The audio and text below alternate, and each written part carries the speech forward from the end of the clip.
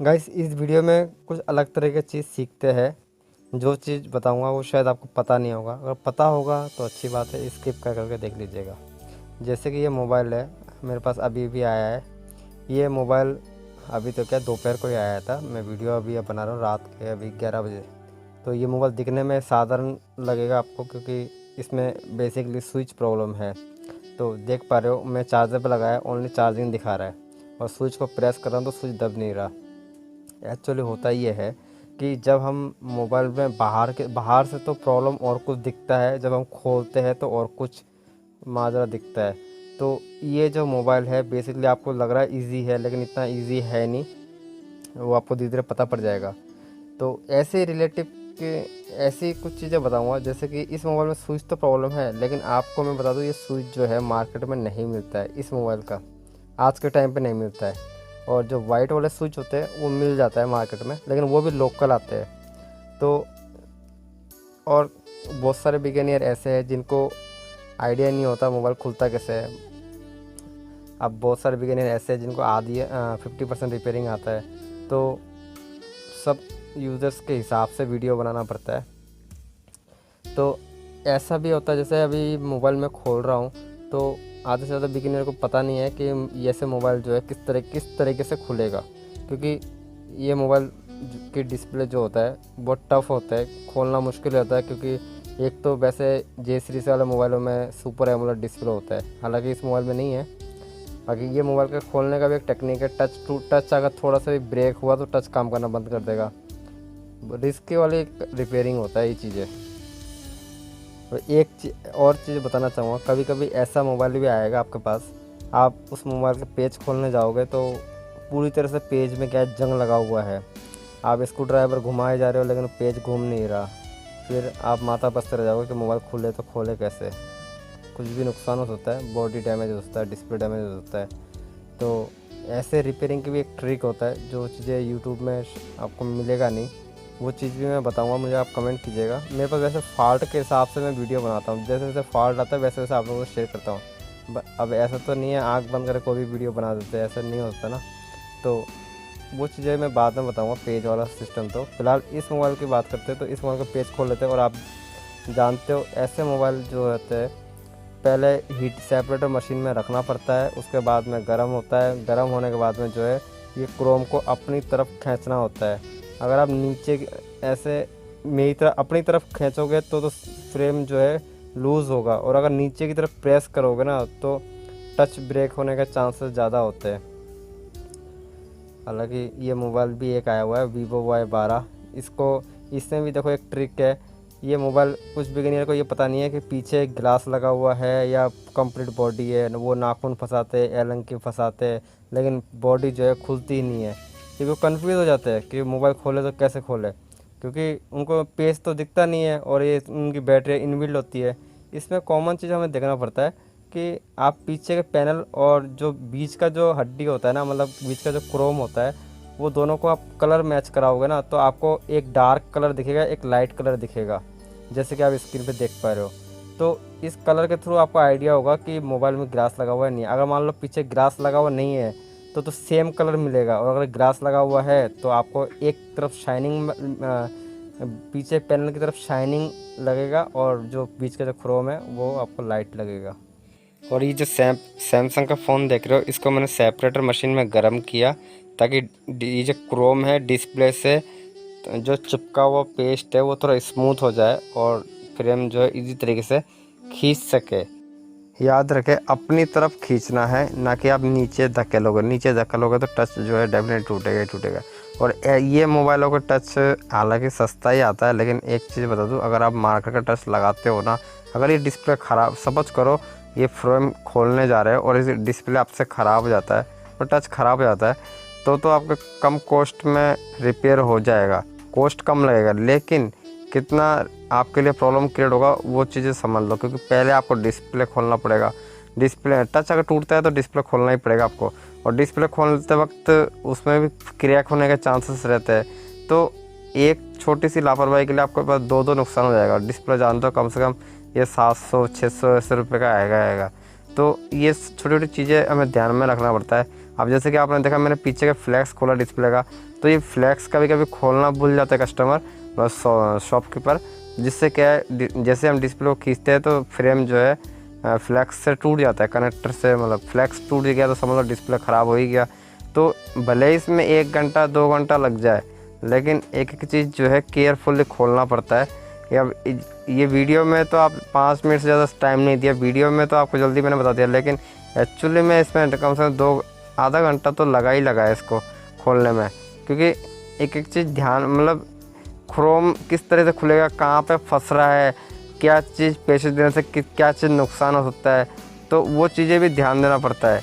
अब ये देखो यहाँ से फ्रेम तो खुल चुका है, अब ऐसा नहीं है कि हम ज़बरदस्ती फ्रेम को ज़बरदस्ती खींचेंगे तो जो है कुछ ना कुछ नुकसान होने के चांसेस है। इस जगह पे भी लॉक होता है, ये आप जानते हो सिम स्लॉट के पास में।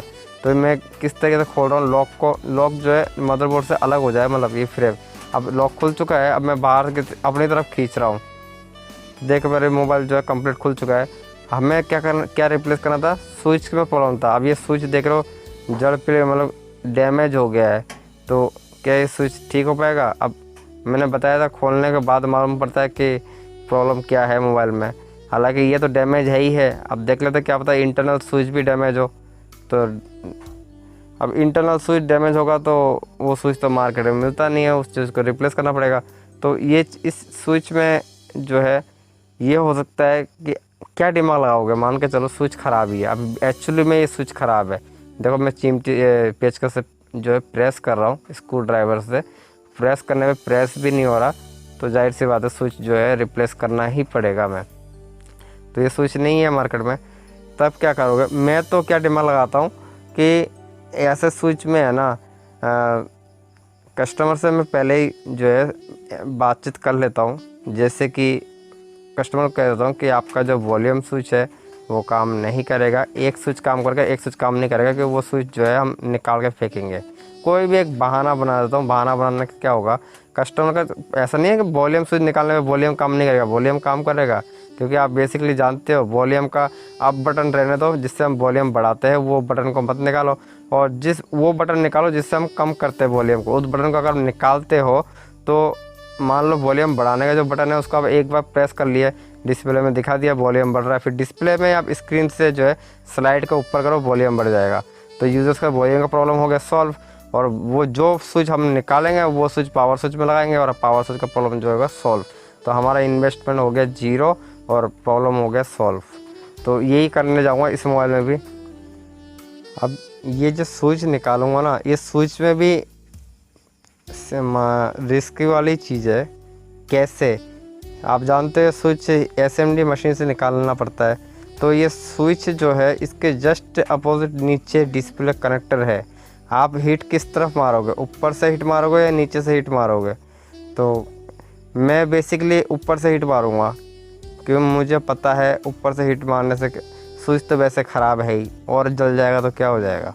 नीचे से हीट मारूंगा तो डिस्प्ले डैमेज होने का चांस है। हालांकि जब लगाओगे ना स्विच को तो भी रिस्क है, क्योंकि तब तो आप ऊपर से हीट नहीं मार सकते ना। ऊपर से हीट मारोगे तो आपने जो नया स्विच लगाया वो जल ही जाएगा। नीचे से हीट मारोगे तो नीचे डिस्प्ले कनेक्टर है। कुछ बिगिनर तो है एसएमडी मशीन यूज़ नहीं करते, आयरन के थ्रू ही लग जाता है। हीट निकालते वक्त एसएमडी मशीन का इस्तेमाल करते हैं, लगाते वक्त जो है सोल्डरिंग आयरन का इस्तेमाल करते हैं, जिससे वो रिपेयर हो जाता है। और आप चाहो तो एसएमडी का भी इस्तेमाल करते हो। अगर आपका एसएमडी मशीन पकड़ने का एक्सपीरियंस अच्छा है तो कुछ बिगिनर ऐसे हैं जो पकड़ते ठीक तरीके से फिर हिल जाता है उनके हाथों से, हीट मारना चाहता है और कहीं पे और लग जाता है और कहीं पे। तो ये स्विच को निकालने जा रहा हूँ। अब ये स्विच में ऐसा नहीं है कि डायरेक्टली मैं इसमें एसएमडी से हीट मारूंगा। इस स्विच में मैं पहले पेस्ट लगाऊंगा, ताकि जो है इसका जो प्रिंट है वो डैमेज ना हो। ये चीज़ भी नहीं पता है बहुत से बिगिनर को। तो पेस्ट लगाने से क्या होता है कि जो मदरबोर्ड का जो पीसीबी प्लेट है, ये जो पीसी प्लेट है, ये आपने नोटिस किया होगा फूल जाता है जब हम एसएमडी से हीट मारते हैं। तो फूलने का कारण यही होता है कि हम पेस्ट नहीं लगाते। पेस्ट लगाओगे तो आपका जो पीसीबी भी सेफ़ रहेगा। यहाँ तक ये जो स्विच है ना जो हम निकाल रहे हैं, ये स्विच भी जो है जलेगा नहीं।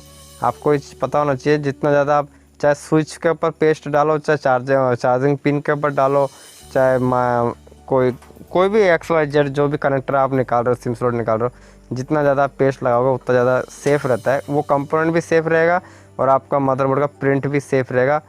ये चीज़ें नोटिस रखाओ तो रिपेयरिंग में क्या है, आपको हेल्प मिलेगा ही मिलेगा और नुकसान नहीं होगा। सबसे मेन बात तो ये है, क्योंकि आप जानते हो कस्टमर का मोबाइल है, थोड़ा सा नुकसान हो गया तो कस्टमर जो है सिर पे चढ़ जाएगा और आपके जो 200 रुपये कमाई है वहाँ पे 1000 रुपये देने पड़ जाए। आप देख पा रहे हो स्विच निकल चुका है।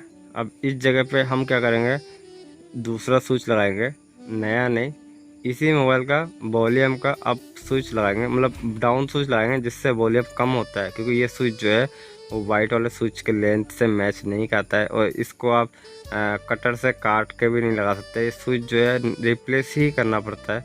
तो ये स्विच मैं वहीं से इसी मदरबोर्ड से निकालूंगा और फिर रिपेयर करूंगा। लेकिन अब एक सवाल आपके मन में ये आ रहा होगा कि जैसे कि मैं वॉल्यूम का डाउन की स्विच निकालूंगा तो वो स्विच जल नहीं जाएगा क्या? वो स्विच ख़राब भी तो होता है जल निकालते वक्त। तो वो चीज़ का मैं ख़ास ध्यान रखूँगा। कैसे? मैं वो स्विच जो निकालूंगा ना उसमें पहले पेस्ट लगाऊंगा अच्छी तरह से, ताकि वो स्विच हीट मारने में भी गले नहीं। अब देखिए मैं उस स्विच को लगाऊंगा, लगाते वक्त भी ध्यान देना पड़ता है। क्या चीज़, जो डिस्प्ले कनेक्टर आप जानते हो नीचे की तरफ है, मेरा SMD किस मोमेंट पे रहेगा वो चीज़ आप देखो। जस्ट अपोजिट स्विच के नीचे ही है और वो भी आधा अधूरा है, कंप्लीट इंटरनल नहीं है SMD मशीन का पाइप। तो देख पा रहे हो मैंने पहले हीट मारा, PCB को थोड़ा सा गर्म किया, फिर स्विच को बिठाया। जैसे स्विच जो है मुझे लगा कि सीधा हो गया, मैंने प्रेस कर दिया ऊपर से और स्विच जो है एक ही बार में लग गया। तो कभी नए टेक्नीशियन होते हैं ना, वो स्विच पे प्रेस करते हैं, दबाते रहते हैं, स्विच हिल जाता है, गिर जाता है, SMD में से जल जाता है, ऐसे होता है प्रॉब्लम। लेकिन ये चीज़ें क्या एक्सप्रेस पे डिपेंड करता है, जितना काम करोगे उतनी जल्दी सीख पाओगे। अब आप देख पा रहे हो मैंने स्विच चेंज किया, कुछ भी चीज़ नुकसान नहीं हुआ और स्विच भी देखो गड़ा नहीं, मैंने पेस्ट लगा लिया था इसलिए। अभी स्विच दब भी रहा है जब मैं प्रेस कर रहा हूँ। तो पीछे के पिने भी जो है वो भी प्रॉपर शोल्ड हो चुका है, वो भी चीज़ ध्यान देना पड़ता है। अब हम टेस्टिंग करते हैं मोबाइल में कि जो हमारा प्रॉब्लम हमने जो रिप्लेस किया कि वो चीज़ जो है काम करता है कि नहीं करता है।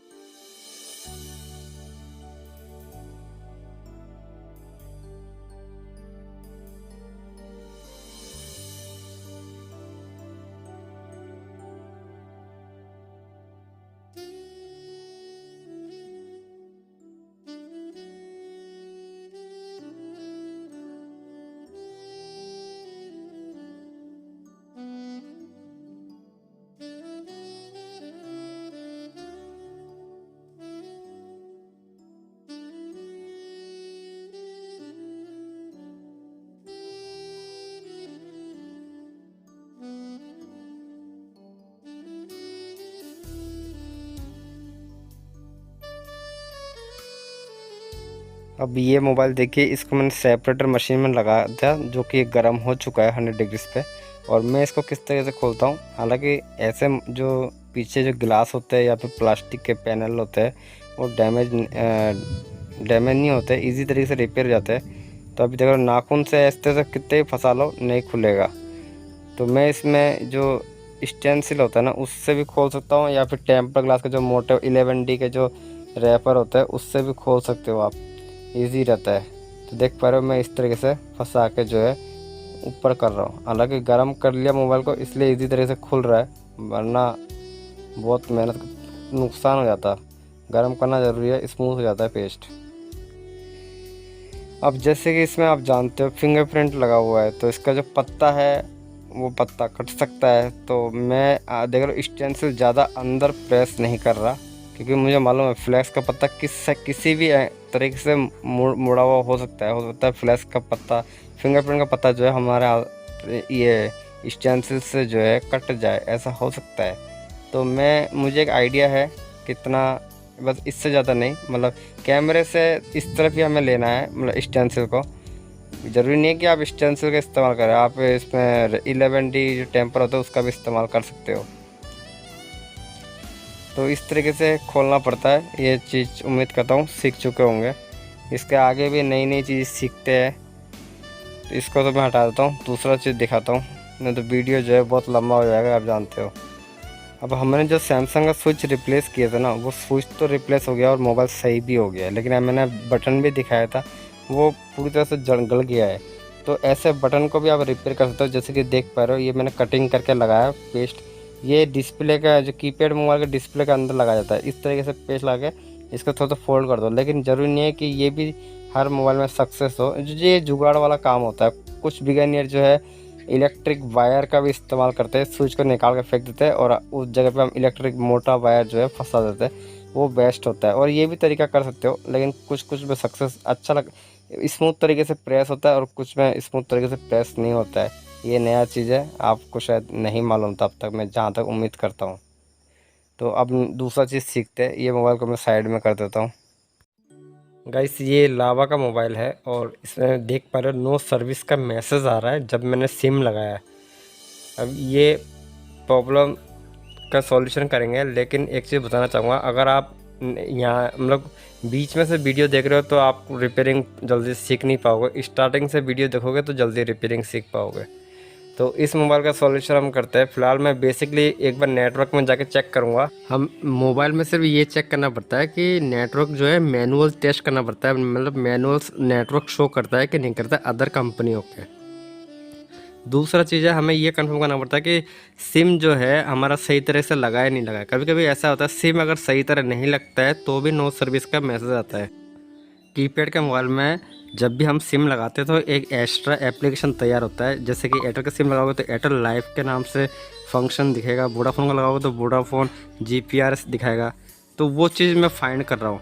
तो एक बार इंटरनेट के फंक्शन में जाके देखता हूँ, यहाँ पे कुछ नहीं दिखा है। एक बार ऑर्गेनाइज ये टूल वाले फंक्शन में जाके देखते हैं, नीचे देखो सिम टूल किट लिखा हुआ है, इस टूल किट के अंदर एयरटेल सर्विस लिखा हुआ है। इसका मतलब ये है हमारा सिम जो है प्रॉपर लगा हुआ है। एक बार मैनुअल नेटवर्क पे ट्रेस करते हैं क्या दिखाता है। मैनुअल नेटवर्क पे अगर मान के चलो अदर कंपनियों के नेटवर्क शो होता है, ये देखो ऑटो और ये मैनुअल पे सर्च कर रहा हूँ, अगर प्रोसेसिंग दिखा रहा है, अगर इसमें कोई दूसरा कंपनी का नाम शो करता है तो इससे ये आइडिया हो जाता है कि हमारा एंटीना वगैरह जो है वो लूज़ हो सकता है, या फिर ट्रैक जो है वो मतलब क्रैक हो सकता है, जिसके कारण जो है नेटवर्क कम आ रहे हैं, ये होता है। लेकिन इसमें प्लीज़ ट्राई अगेन आ रहा है, इसका मतलब ये है कि हमारा नेटवर्क जो है उसका और ही कुछ फॉल्ट है, एंटीना में वगैरह में प्रॉब्लम नहीं है।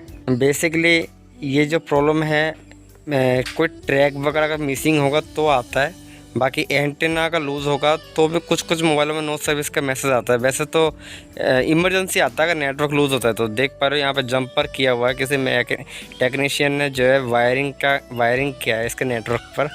तो अब आपको अगर ये आइडिया नहीं है कि नेटवर्क कौन सा है, नेटवर्क के आइडेंटिफिकेशन कैसे करें, कैसे मालूम पड़े नेटवर्क का कनेक्शन कहाँ से जा रहा है, तो आप स्टार्टिंग से वीडियो देखोगे तो समझ पाओगे, ऐसे बीच में से देखोगे तो कन्फ्यूज़न हो जाओगे।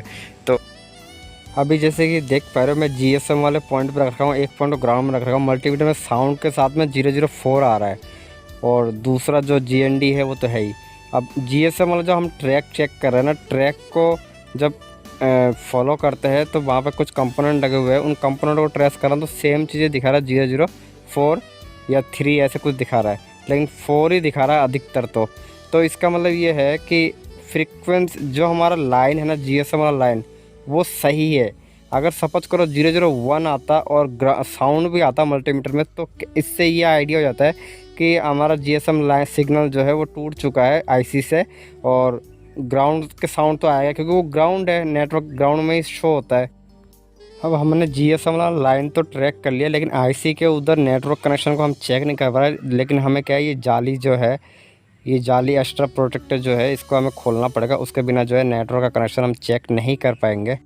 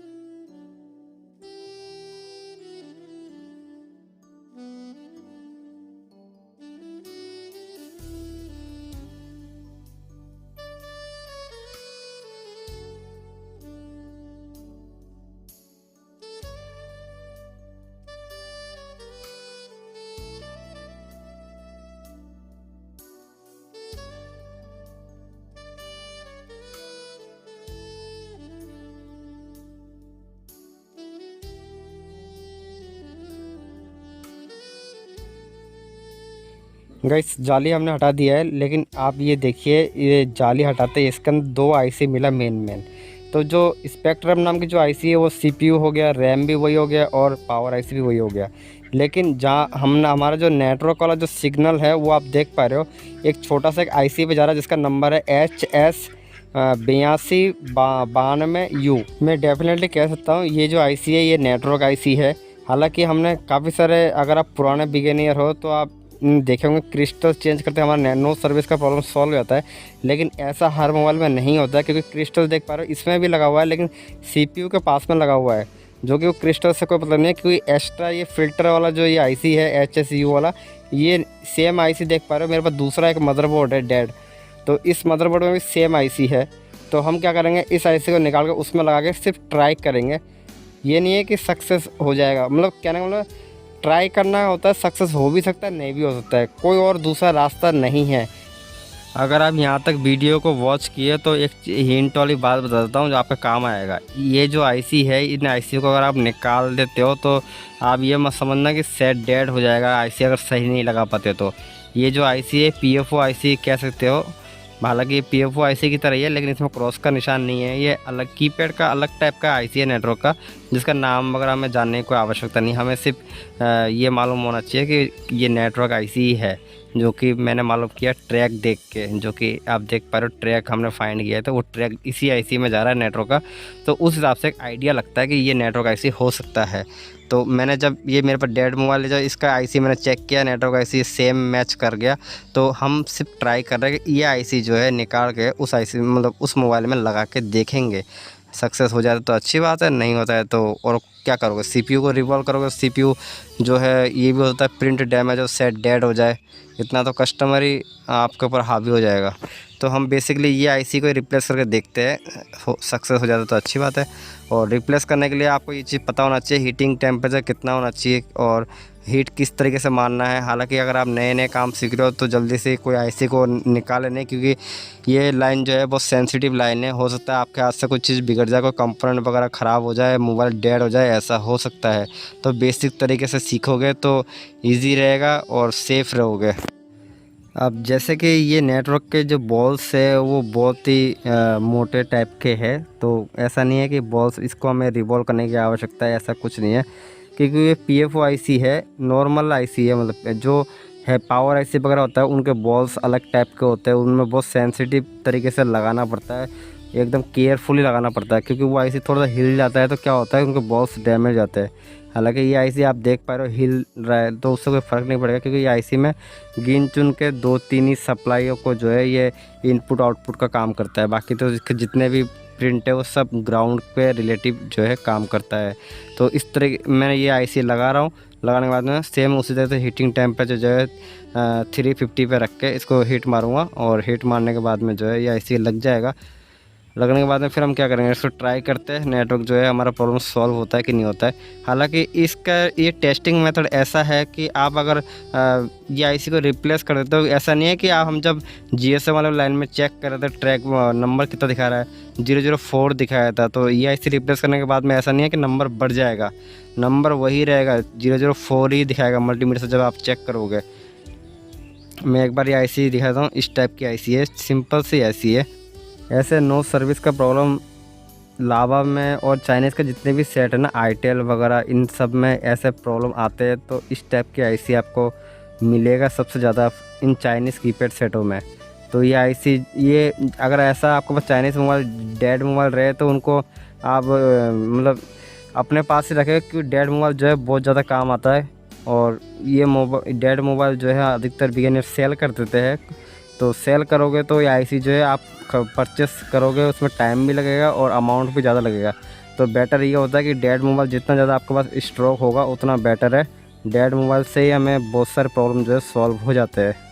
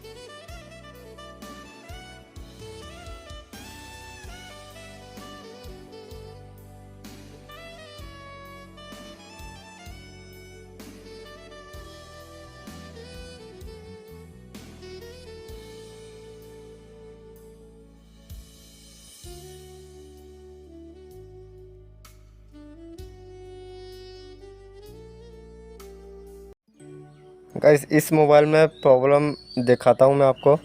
जैसे मोबाइल को हम ऑन करते हैं तो बैटरी लो शटडाउन ऐसे मैसेज आता है।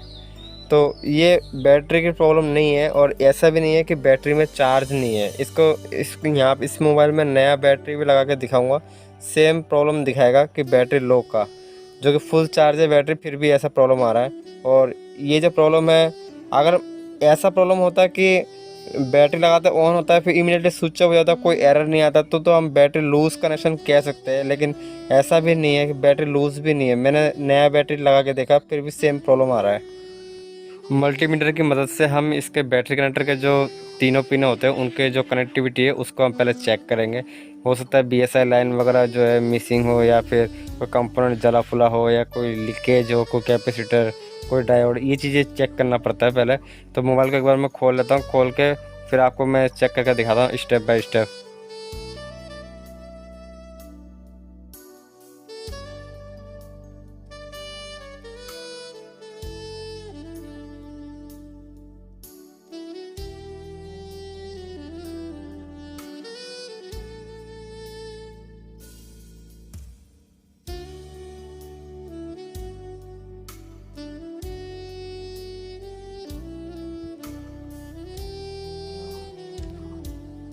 मल्टीमीटर को बजर के मोड पे लेके बीएसआई लाइन हमें चेक करना है बैटरी कनेक्टर का। इसमें देख पा रहे हो नंबर आ रहा है 1400 कुछ नंबर आ रहा है, तो इसका मतलब बीएसआई लाइन सही है और बैटरी बीवेट लाइन भी सही है, और ये तो ग्राउंड है ही।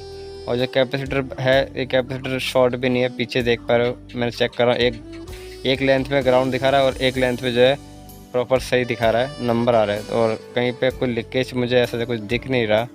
तो बैटरी कनेक्टर जो है वो थोड़ा डैमेज और रिशोल्ड टाइप का दिख रहा है, लेकिन ये जो रेजिस्टेंस है ना इसको मैं निकाल के फेंक रहा हूँ। यही है इस मोबाइल का प्रॉब्लम, क्योंकि ये रेजिस्टेंस जो है करंट को क्या करता है, कम करता है। आप वैसे रेजिस्टेंस की पूरी थ्योरी पढ़े होंगे, रेजिस्टेंस क्या काम आता है। रेजिस्टेंस करंट को कम करने का काम करता है। और मोबाइल में एरर क्या है, बैटरी लो शट डाउन। तो ये रेजिस्टेंस जो है बैटरी को इमीडिएटली लो कर रहा है, लो का मैसेज शो कर रहा है, कुल मिला के ये है। अब एक बार जो बैटरी कनेक्टर है ना वो थोड़ा हमें डैमेज लग रहा है, बैटरी कनेक्टर रिशोल्ड भी हो रखा है, उसको हम एक बार रिप्लेस कर देते हैं। क्योंकि बार बार बैटरी को इस तरह से लगाएंगे स्विच ऑफ हो जाएगा, मतलब कनेक्टर जो है डैमेज हो गया, इस कनेक्टर को भी हम रिप्लेस कर देते हैं। फिर हम चेक करते हैं हमारा प्रॉब्लम जो है सॉल्व हुआ कि नहीं हुआ। और मैं जहाँ तक उम्मीद करता हूँ प्रॉब्लम जो है सॉल्व हो गया और रेजिस्टेंस रिमूव करने से। कनेक्टर तो मैं इसलिए रिप्लेस कर रहा हूँ कि बैटरी देखो कनेक्टर जो है पूरी तरह से डैमेज है, बैटरी में प्रॉपर अटैच ही नहीं हो रहा।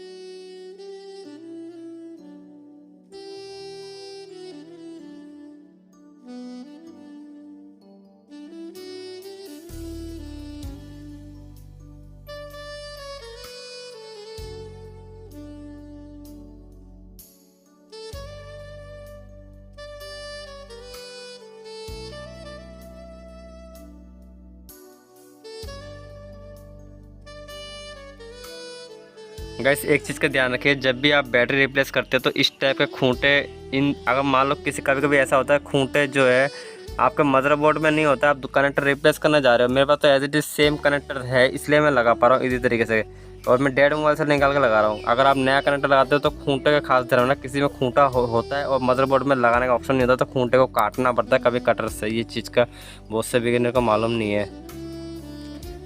अभी मोबाइल को देखिए, प्रॉब्लम जो है हमारा सॉल्व हो गया। वही प्रॉब्लम था शटडाउन, बैटरी लो शटडाउन का, और वही बैटरी से मैंने इसको ऑन किया। कनेक्टर हमने रिप्लेस किया। कनेक्टर क्यों रिप्लेस किया?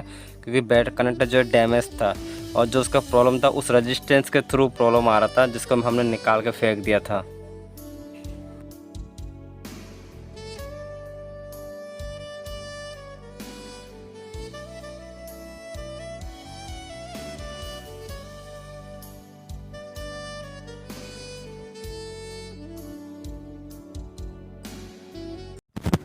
गैस इस मोबाइल में प्रॉब्लम है, डीसी मशीन में चेक कर रहा हूँ तो ऑटोमेटिक जो है बैटरी कंज्यूम कर रहा है।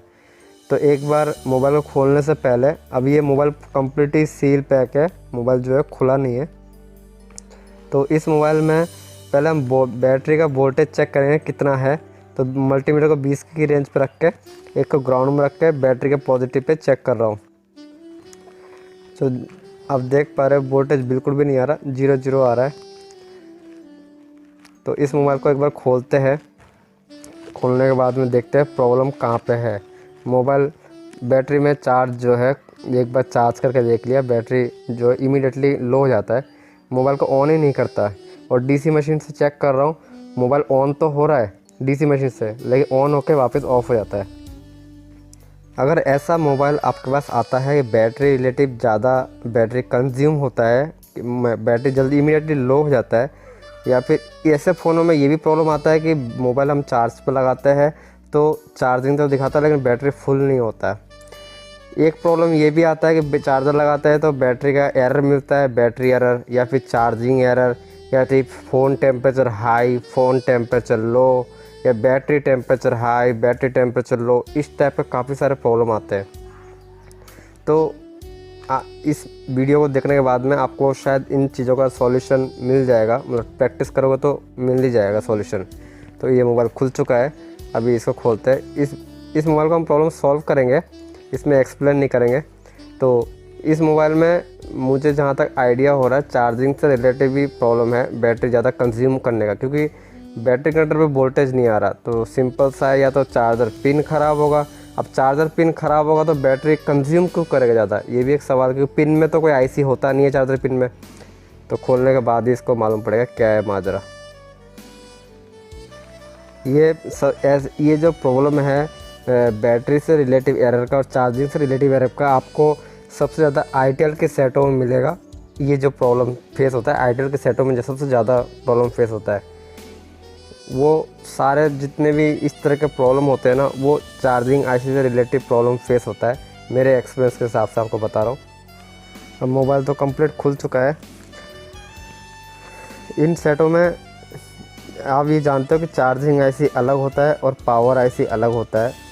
चाइनीज़ मोबाइलों में पावर आईसी, सीपीयू और रैम एक ही आईसी में कन्वर्ट करा हुआ रहता है, और चार्जिंग आईसी जो है वो अलग रहता है। 6 पिन का चार्जिंग, 8 पिन का चार्जिंग आईसी होता है। तो अब जो बड़े मोबाइल आ रहे हैं उनमें क्या होता है कि चार्जिंग आईसी काफ़ी सारे बॉल्स के होते हैं। तो बड़े मोबाइल में पावर आईसी और चार्जिंग आईसी एक होता है, किसी मॉडल में अलग होता है। तो खासतौर पर चाइनीज़ सेटों की बात कर रहे हैं तो चाइनीज़ सेटों में 6 पिन का भी होता है और 8 पिन का भी होता है। अब ये सेट खुल चुका है। सबसे पहले चार्जर को लगाते हैं, लगाने के बाद में स्टेप बाय स्टेप जो है वोल्टेज चेक करते हैं कि मिसयूज़ कहाँ पे हो रहा है वोल्टेज। तो मल्टीमीटर को 20 पे ही रखना है। अब एक चीज़ आपको शायद मालूम है, कुछ बिगिनियर को और कुछ बिगिनियर को मालूम नहीं है। वो क्या चीज़ है कि ऐसे चाइनीज़ सेटों में 2 जगह चार्जिंग सेक्शन मिलता है, लेकिन एक कंपनी बना के देती है और एक कंपनी बना के नहीं देती है। तो टेस्ट पॉइंट से हम बैटरी कंट्रोल चेक करें, वोल्टेज नहीं आ रहा है। तो जो कंपनी बना के देती है वो तो 5 पिन वाला जो सैमसंग का जो चार्जर होता है वो बना के देती है। और यहाँ पे जो मैं मल्टीमीटर रेड प्रोब को रख रखा हूँ, ये भी चार्जिंग सेक्शन है, ये भी चार्जिंग सेक्शन है। चाहे आप 5 पिन का चार्जर पिन है उसके 1 नंबर पे आप वोल्टेज चेक करो, चाहे इस जगह पे चेक करो, बात एक ही है। अभी इस जगह पे देखो वोल्टेज आ रहा है, 5 पॉइंट वोल्टेज आ रहा है ना इस जगह पे, तो यहाँ पे भी यहाँ पे भी वोल्टेज आ रहा है। मतलब चार्जर पिन जो है हमारा सही है, जब हम चार्जर लगा रखे वोल्टेज पास हो रहा है तो इसका मतलब सही है। लेकिन बैटरी कनेक्टर तक वोल्टेज नहीं पहुँच रहा है और बैटरी भी ज़्यादा कंज्यूम कर रहा है। प्रॉब्लम हमारा ये है इस फ़ोन में। तो अब मैं मुझे एक आइडिया है कि चार्जिंग आईसी जो होता है चाइनीज़ मोबाइलों में या तो चार्जिंग जैक के पास में होगा या तो बैटरी कनेक्टर के आसपास होगा, ओनली फॉर चाइनीज़ सेटों में। तो मैं जैसे कि देख पा रहा हूँ बैटरी कनेक्टर के लेफ़्ट साइड में आपको एक छोटा सा आईसी दिख रहा है जो कि एक अंदाज़न 6 पिन का या 8 पिन का है। तो उस आईसी के आसपास हम चेक करेंगे वोल्टेज जो है प्रॉपर इनपुट हो रहा है या आउटपुट हो रहा है, वो चीज़ें हम जानेंगे। एक बार चार्जर को निकाल लेता हूँ। अब हम एक बार ट्रैक चेक करते हैं कि बैटरी कनेक्टर का जो पॉजिटिव वाला पॉइंट है उसका कनेक्शन कहाँ से कहाँ जाता है। तो मल्टीमीटर को बजर के मोड पर लेके ये जो कैपेसिटर है, एक आइडिया लगा रहा हूँ इस कैपेसिटर पे तो बैटरी कनेक्टर का कनेक्शन है कि नहीं है, वो चीज़ आइडिया लगा रहा हूँ। तो आप तो देख पा रहे हो मैं एक पिन को ग्राउंड में रख रहा हूँ जो कि नहीं रखना चाहिए था। मैं क्या करूँगा, वापस बैटरी कनेक्टर का पॉजिटिव वाला जो पॉइंट है वहाँ पे रखूँगा और इस कैपेसिटर में चेक करूँगा। अगर बजर के साउंड आ जाता है तो मुझे ये आइडिया हो जाएगा जंपर मारने पे या कोई डायोड वगैरह लगाने में मुझे हेल्प मिल सके। तो यहाँ तो कुछ साउंड नहीं आ रहा, इसका मतलब बैटरी का यहाँ से कनेक्शन नहीं है। तो हो सकता है बैटरी कनेक्टर के ऊपर जो कैपेसिटर है वहाँ पे हो। गाइस अब एक बार जूम करके आपको दिखाता हूँ, अब शायद अच्छा दिख रहा होगा। एक बार हम क्या करेंगे, बैटरी में कनेक्टर चार्जिंग कनेक्टर पे दोबारा चार्जर को लगाएंगे। लगाने के बाद में जो आपको आईसी दिख रहा है 8 पिन का 10 पिन है, इसमें आईसी जो दिख रहा है इस आईसी के ऊपर जो रजिस्टेंस है उस रजिस्टेंस पे मल्टीमीटर से चेक करेंगे वोल्टेज जो है पास होता है कि नहीं होता है। तो चार्जर लगाना ज़रूरी है क्योंकि चार्जर नहीं लगाएंगे तो वोल्टेज पास पता नहीं पड़ पाएगा क्योंकि बैटरी तो हमने लगा नहीं रखा। और ये मेरे एक्सपीरियंस है इसलिए मैंने डिटेक्ट किया कि चार्जिंग आईसी यही है। और डेफिनेटली आप देखोगे इसका जब हम प्रॉब्लम सॉल्व करेंगे तो आप श्योर हो जाओगे कि इस टाइप के चार्जिंग आईसी होता है। तो चार्जर को मैंने इंसर्ट किया। अब एक मल्टीमीटर को मैं मल्टीमीटर नहीं दिखा पाऊँगा, जूम कर रखा हूँ इसलिए। तो पॉजिटिव पे रख रहा हूँ, ट्रैक चेक कर रहे हैं ना हम, तो एक को रजिस्टेंस के इस पॉइंट पे रख रहा हूँ। तो कनेक्टिविटी है कि मतलब वोल्टेज पास होता है कि नहीं होता है, ये चीज़ें हमें चेक करना होता है। अब जैसे कि मैं चेक कर पा रहा हूँ तो वोल्टेज पास नहीं हो रहा है, तो इसका मतलब ये है कि इस चार्जिंग आईसी में प्रॉब्लम है, बिल्कुल भी पास नहीं हो रहा। मैंने कंफर्म कर लिया। तो अब क्या करेंगे, ये जो चार्जिंग आईसी है ना इसको हम निकालेंगे। गाइस ये चार्जिंग आईसी निकालते वक्त बहुत से बिगिनर सोचते हैं कि सेट डेड होगा कि नहीं होगा। मैं आपको बता दूं, ये चार्जिंग आईसी निकालोगे तो सेट जो है आपका डेड नहीं होगा। बस आपको इतना सा ध्यान रखना है, हीट मारो तो जस्ट आईसी के ऊपर या नीचे से फ्रंट साइड से हीट मारोगे तो आईसी में ही लगे। जो पास में देख रहे हो जाली के अंदर जो है सीपीयू है उसमें हीट नहीं लगना चाहिए। बाकी आईसी का निकाल दोगे तो सेट आपको डेड नहीं होगा क्योंकि चाइनीज़ सेट है। इसमें ओनली जो बूटिंग का काम है इस आईसी में कुछ काम का नहीं है क्योंकि ओनली चार्जिंग का वोल्टेज रेगुलेटर करने का काम करता है, वोल्टेज इधर से उधर पास करने का काम करता है। तो अभी ये इसे मैं हीट मार के इस आईसी को निकालूंगा और हीट मारूंगा तो फ्रंट साइड से हीट मारूंगा क्योंकि बैक साइड से अगर हम बैटरी का ऊपर से हीट मारेंगे तो देख रहे हो या तो हैंड्स फ्री जैक या तो फिर बैटरी का दोनों में से एक जो है वो नुकसान हो जाएगा।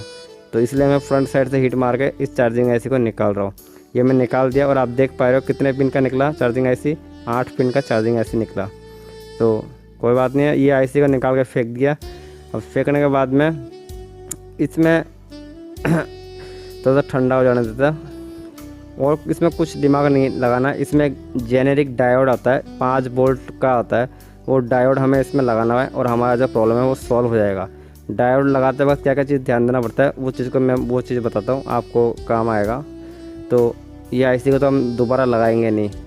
डायोड अगर आप लगाते हो तो ये याद रखना कि आईसी जो है बैटरी चार्जिंग आईसी उसको निकाल के फेंकना, उसके बाद ही लगाना। अगर आप चार्जिंग आईसी लगा हुआ है और उस कंडीशन में अगर आप डायोड लगा रहे हो तो आपको डायोड का जो वायर है वो जल जाएगा।